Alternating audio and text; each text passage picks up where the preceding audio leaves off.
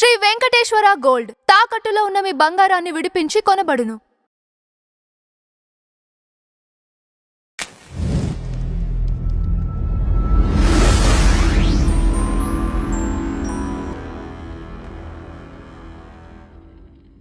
నమస్కారం గురువుగారు. శ్రీమాత్రే నమః. గురువుగారు, 3 నెలల కాలం ముందు మీరు పార్టీలో చీలికలు వచ్చే అవకాశం ఉంది రాజకీయ పార్టీల్లో అని చెప్పేసి ఒక మాట చెప్పారు. అవును. ఇప్పుడు మనం చూసుకున్నట్టయితే తెలంగాణ రాష్ట్ర రాజకీయాల్లో తండ్రి కూతుర్లు లైక్ కవిత గారు ఎవరైతే ఎమ్మెల్సీ ఉన్నారో బీఆర్ఎస్ ఎమ్మెల్సీ ఆవిడ చెప్తున్నారు క్లియర్గా బీజేపీలో బీఆర్ఎస్ విలీనం అవుతుంది అని చెప్పేసి అంటున్నారు. మీరు చెప్పిన ఆ మాట దీనికి సంకేతం అంటారా? ఒకటి నేనైతే చీలికల వరకే చెప్పానమ్మా. 3 months బ్యాక్ విశ్వవసు నామ సంవత్సరానికి సంబంధించిన ప్రిడిక్షన్స్లో 2-3 months అవుతుంది ఆల్మోస్ట్. అందులో చాలా క్లియర్గా చీలికలు ఏర్పడబోతున్నాయి అనేటువంటిది. ఎందుకు అంటే కారణం ఏమిటి అంటే, ఎప్పుడైనా సరే రవి గవర్నమెంట్ కారకుడు.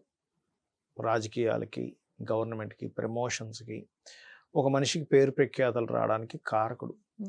అక్కడికి 2 గ్రహాలు అంటే కేతు ఒకవైపు కుజుడు ఉన్నారు సూర్య స్థానానికి, అంటే సూర్యుడి యొక్క రాశికి పాపకత్తెరలో పడింది.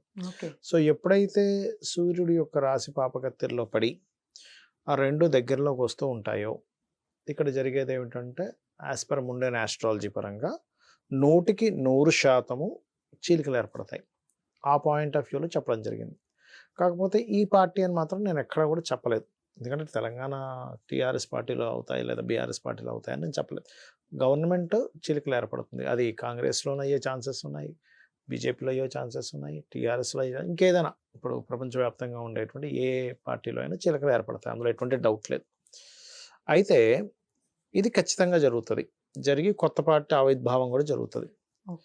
ఈ కవిత గారు కొత్త పార్టీ కూడా పెడతారు ఖచ్చితంగా. ఎందుకంటే ఆవిడ జాతకం భరణీ నక్షత్ర జాతకము.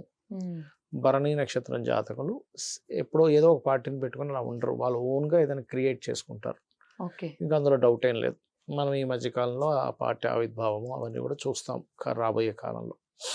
ఇంకొంతమంది ఏమంటున్నారంటే ఇప్పుడు వెళ్ళి కాంగ్రెస్లో కలుస్తా అంటే వాళ్ళు వద్దన్నారు. ఇవన్నీ ఉత్తి మాటలే.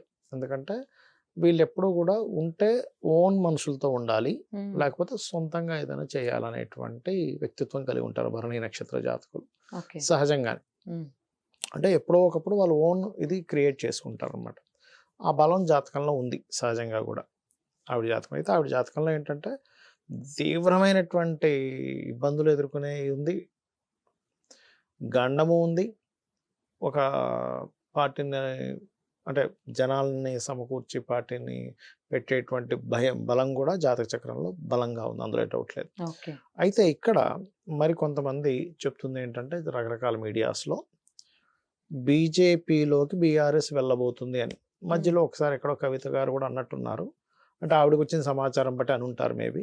బట్ నా అనాలిసిస్ ఏమిటి అంటే క్లియర్గా ఎప్పుడు కూడా చీలికలు ఏర్పడేటువంటి గ్రహస్థితులు వస్తున్నప్పుడు కలవరు. ఎట్లా అంటే ఇప్పుడు ఎండాకాలం ఉంది, ఎండలు ఉన్నప్పుడు అన్నీ ఇదవుతుంటాయి, అంతేగాని కొత్తగా ఇదవ్వదు కదా అక్కడ. అంటే నా ఉద్దేశం ఏంటంటే ప్రకృతి ఒకటి చెప్తున్నప్పుడు, గోచార గ్రహస్థితులు ఒకటి ఉన్నప్పుడు ఇంకో పార్టీలో కలవడం అనేటువంటిది అంత ఈజీ కాదు. విడిపోతుంటాయి. ఇంకా చెప్పాలంటే ఉన్న పార్టీలో నుంచి పోయి ఇంకో పార్టీ పెట్టడం. ఈ కవిత గారు ఇప్పుడు నెక్స్ట్ పెట్టబోతారని చెప్పి మనం చెప్పుకున్నాం కదా, పెట్టడం ఇట్లాంటివి జరుగుతాయి. కానీ ఈ పార్టీ పోయి ఇంకో పార్టీలో కలవదు. ఎందుకంటే కలిసే గ్రహస్థితి నడవటం లేదు. పొద్దున కూడా నేను చూసా, ఏదో ఛానల్లో కూడా మేము చెప్పినట్టే అవుతుంది. ఖచ్చితంగా పోయి కలుస్తుంది బీజేపీ పై బీఆర్ఎస్లో, అదే బీఆర్ఎస్ పై బీజేపీలో, అంటే సెంట్రల్ పార్టీలో పోయి మన కేసీఆర్ గారిది కలవబోతుంది అన్నట్టుగా ఏదో చూశాను నేను. బట్ వాళ్ళ కథనాలు ఏమైనా ఉండొచ్చు, వాళ్ళకు అందిన సమాచారం ఏదైనా ఉండొచ్చు అక్కడ. కానీ యాజ్ పర్ ఆస్ట్రాలజీ అనేది ఒకటి ఉంటుంది, జ్యోతిష్శాస్త్రం అనేటువంటిది. ఒక డిఫరెంట్ విపత్తులకు కానివ్వండి, కాల్సర్పై యోగాలు కానివ్వండి, ఇవన్నీ దేశకాల పరిస్థితుల మీద పనిచేస్తూ ఉంటాయి. ఇక్కడ కేవలం ఇది పార్టీకనే కాదు, ఎవరి జన్మజాత చక్రంలో అయినా.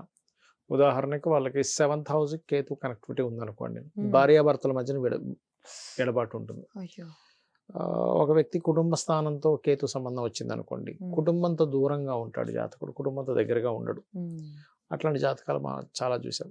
అలాగే కొంతమందికి 4th హౌస్తో కనెక్టివిటీ వచ్చింది అనుకోండి, ఎడ్యుకేషన్ మధ్యలోనే ఆపేసి ఇంకోటి ఏదో చేసుకోవడం, లేకపోతే ఒకటి చదువుతూ వద్దనుకొని ఇంకో దాంట్లోకి వెళ్ళడం. ఓకే.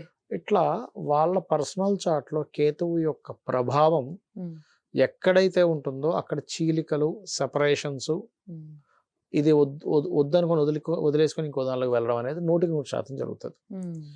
అలా ఇప్పుడున్నటువంటి గ్రహస్థితి 100% చీలికలే కానీ ఈ బీఆర్ఎస్ పై బీజేపీలో కలవడము ఇట్లాంటివి ఏమీ లేవు అనేది నా అనాలిసిస్.